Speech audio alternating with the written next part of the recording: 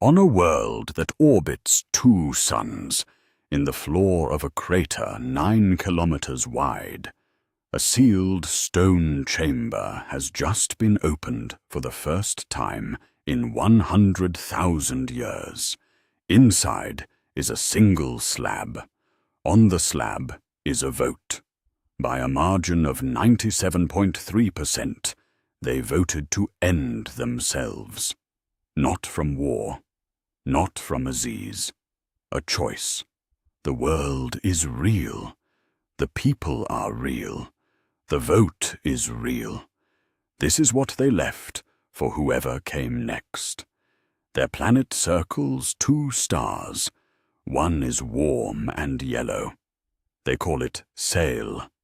The other is a tiny blue-white point of light that blinks on and off every 1 1/3 seconds. They call it tech. Every nervous system on the planet is tuned to that pulse from birth. Their speech is measured in beats. Their music has no other tempo. They count 1 beat, 1 pulse, as a single unit of time. Their oldest city sits on the rim of a volcanic crater 9 kilometers across. The walls of that crater are stacked rock, 600 million years of layered sediment, clean and ordered as the pages of a book stood on its end. 400 years ago, a small earthquake collapsed part of the crater floor and exposed a layer of worked stone, stone shaped by hands, where no worked stone should have been. A body called the Excavation Authority was created on the spot. For 4 centuries, it has done one thing. It has been digging downward. In the present day, the dig finally broke through. Behind the last layer of rock was a sealed chamber. Inside the chamber was a single stone slab. And on the slab was writing. The writing was in their own language, older, more measured, but unmistakably theirs. It recorded a vote, a planet-wide vote, held 100,000 years ago by people of the same species, on the same world. 97.3% chose release, to end themselves by agreement. They erased every other record they ever made, every history, every name. They left exactly 1 chamber with 1 slab beneath 2 kilometers of rock.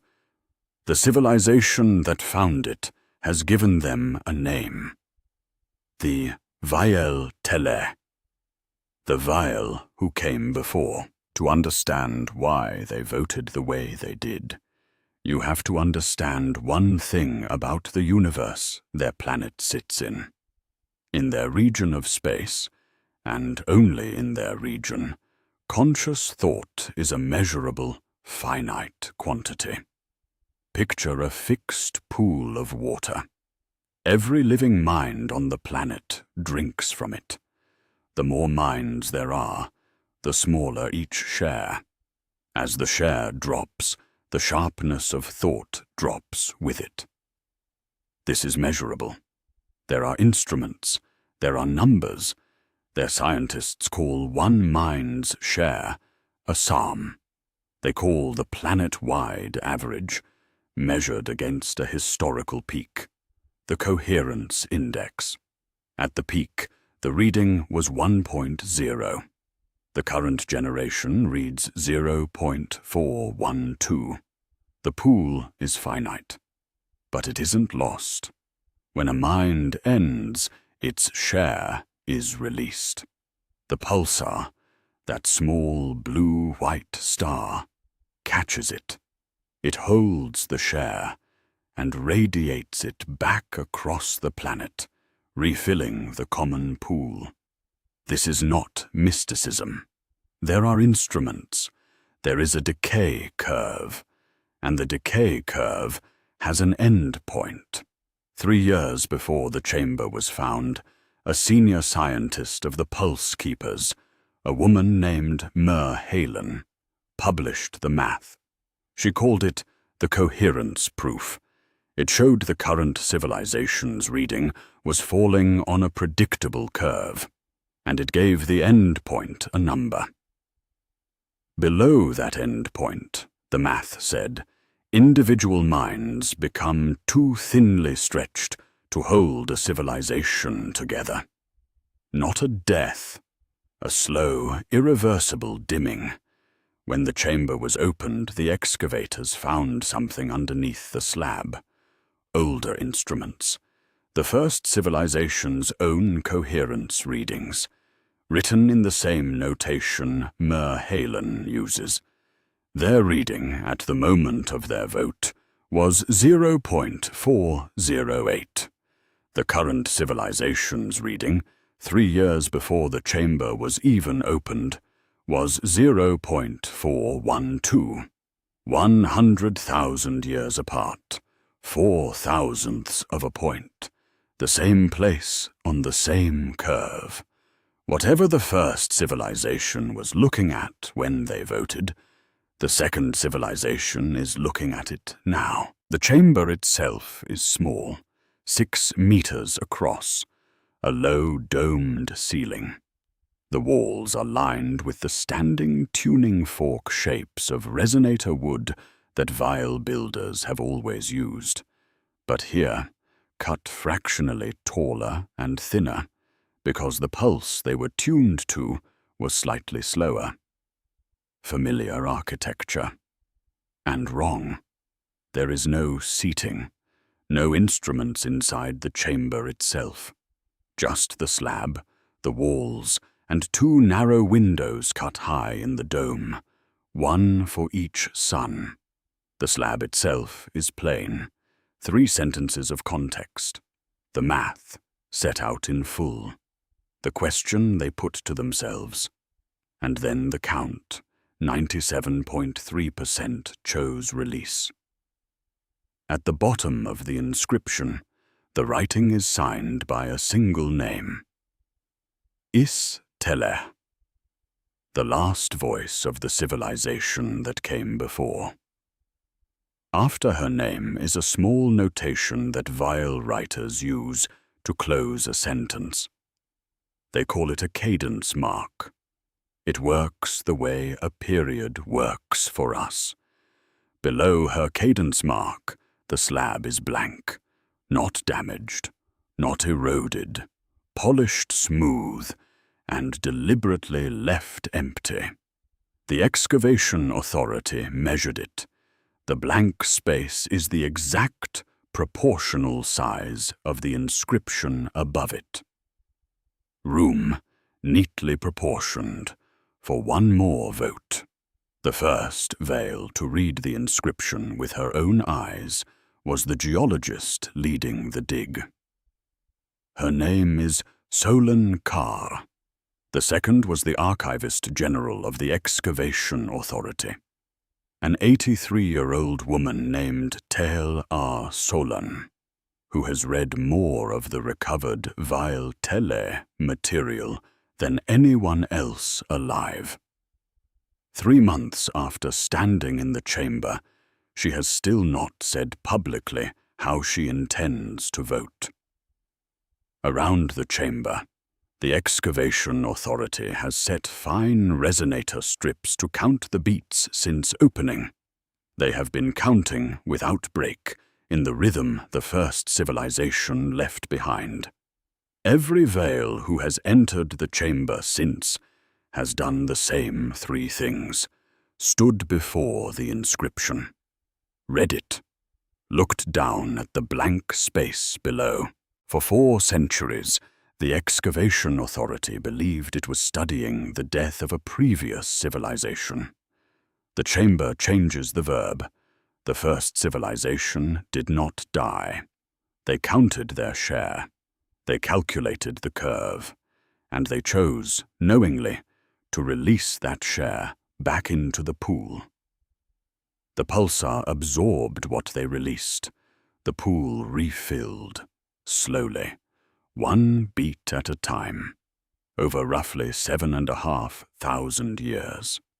And then, from the refilled pool, gradually, a second civilization emerged, independently, with no memory of the first, in cities built directly above the buried ones. The current civilization is not the witness to an extinct people. It is the product of their decision. The dig is not an archaeology project. For 4 centuries, they thought they were studying a death. What they were studying was a gift. This is why the first civilization erased everything else. They were not hiding their failure. They were protecting their successors from inheriting a sense of obligation. They wanted the second attempt to begin clean, to discover its own world, to make its own mistakes, to reach its own choice without the weight of an example. The one chamber they left behind was insurance. If the second civilization ever reached the same point on the curve, it should at least know that the question had been answered before. And how? Which means the dig was not into the past. The dig was into the foundation under their own feet. And it raises a question the excavation authority never set out to ask. 3 months after the chamber was opened, Solon Kar read the last line of the inscription aloud, in the chamber, with the rest of her team beside her. And in that moment, the people who heard it understood, all at once, what every line of their own lives had been built on top of. The first civilization had not vanished. The first civilization had become the conditions under which the people now standing in their vote chamber were able to stand at all. Every breath any living veil had ever drawn was breath the first civilization had handed forward. The pool they were drinking from had been refilled, one mind at a time, by people they would never meet. The dig was not into the past. The dig was into the foundation, and the foundation had a name on it. On the way out of the chamber, the cut stairs climb back through the older strata to the modern shaft. At one switchback, the climbers can look straight up through the open caldera and see both suns at once. The first civilization cut that sightline on purpose. Anyone who reads the slab is required, on the way out, to look up and see the ledger.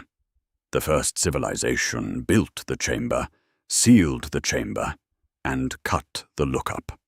Everything since has been the second civilization's to decide. There is no resolution in this story, and the resolution is the point. The civic body that would call a planet-wide vote, the car Concord, the assembly of bonded pairs, has not yet set a date. The Pulse Keepers, Mer Halen's order, want the vote called immediately. The excavation authority wants to finish the dig first. A growing movement called the Quiet Faction, led by a man named Vale Sale, argues something else entirely. They argue that the math itself was the violation, that simply knowing the index forces a vote, and that the moral act now is to unpublish the proof and forget. Mer Halen, who derived the math, refuses to advocate for any outcome. She says the vote is the civilization's, not hers. The car Concord has not convened. The ring assemblies, the 11 city parliaments, are split. The vote date is still blank. The chamber is still open. The slab is still in it. The resonator strips at the threshold are still counting beats. Above the cadence mark of the first civilization, the inscription is complete. Below it, the slab is blank, polished, deliberately empty, and the exact right size. No civilization gets to act as if it is the first. The question of what we owe the people who made us possible is the question every generation inherits, and the question every generation passes on. What the second civilization will choose, I do not know. The chamber does not say. The slab does not say. The math gives a number, not a verdict. I can tell you only what the chamber tells anyone who reads it. The first civilization handed forward its share. The second civilization is alive because of that. And on the slab they left behind, beneath the cadence mark of the last voice, there is room, neatly proportioned, deliberately polished, waiting for one more vote.